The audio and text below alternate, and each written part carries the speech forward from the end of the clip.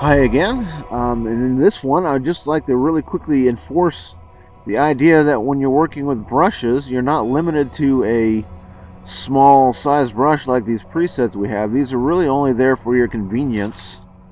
Um, I'll show you that you can certainly use them to load in a new shape anytime you want. But the whole idea of the program, as far as brushes are concerned, is that you're not limited that way. Um, Naturally, if you browse through our media catalog or our media browser, you'll see there are a lot of brushes that are much larger than that. These aren't some canned effect that are made from some special external program. These are all files that were built inside the program, and that is the point of Howler, is that you're supposed to be able to make a new brush, pick it up on the fly anytime you want it. This is the brush selector tool. Simply pick up a brush and start painting with it. There's one other step you normally have to do, and that's hit F2 on the keyboard, which is under same thing as going to the brush menu, selecting style and matte, and then you just basically start painting with that, and that becomes your new brush. And that's basically how many of these tools were made inside the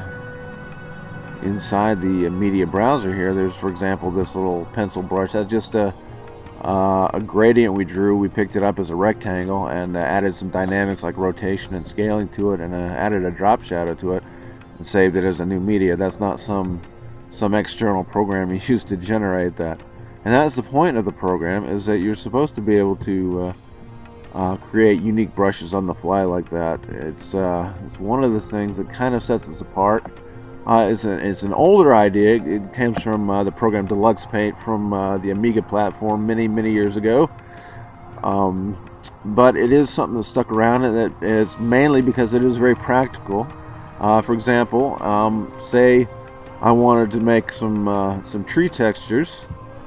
Well, I could start with maybe some leaves. That's nice, but it would take forever to paint all these by hand. So what I would do is draw one blob like that I just did, pick that up, and that becomes my new drawing tool. Hit that F2 on the keyboard, or as we said before, go to style and matte, and that becomes our new brush, and we can now paint with that. There are, of course, some tweaks. We can right click on that, or there's a menu we can drop down right there on this context strip right here. We click that and this will drop down, and we can always tweak this. We can change that transparency, for example. It's sort of a chroma key or a luma key type of thing that we do there.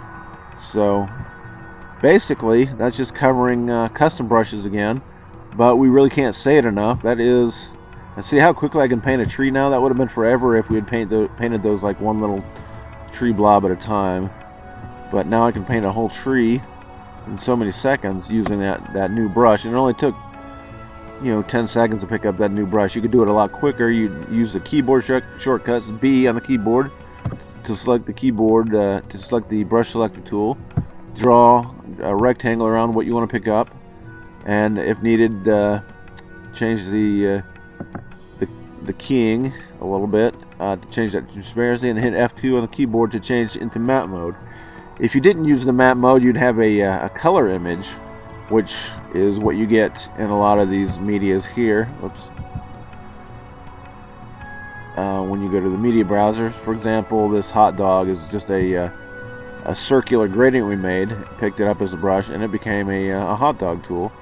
Or you'll see some flowers in here, which are just separate images we picked up and we built using another tool we have under store and managed copy of the brush. There's the option to add a frame one at a time, so you could create a lasso around individual flowers, or you could select them using one of the chroma keying tools or whatever, or the magic wand.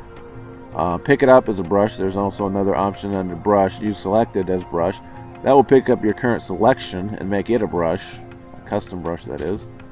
And you can add a frame, and it basically, as you see here, there's a film strip of frames in a brush. You can create a brush with really any number of frames, limited only by memory.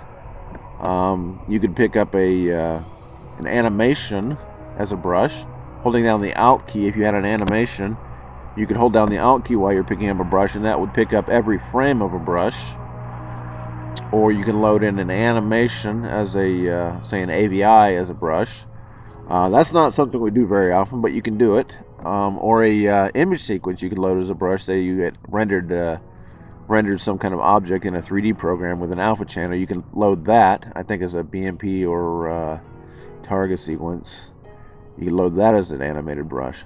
So basically, what I'm saying is, brushes are not limited to a small size. They're really not limited at all, hardly, in Howler. So that is just one more thing we say it, we can't say enough. So that's about it for now. Talk to you later.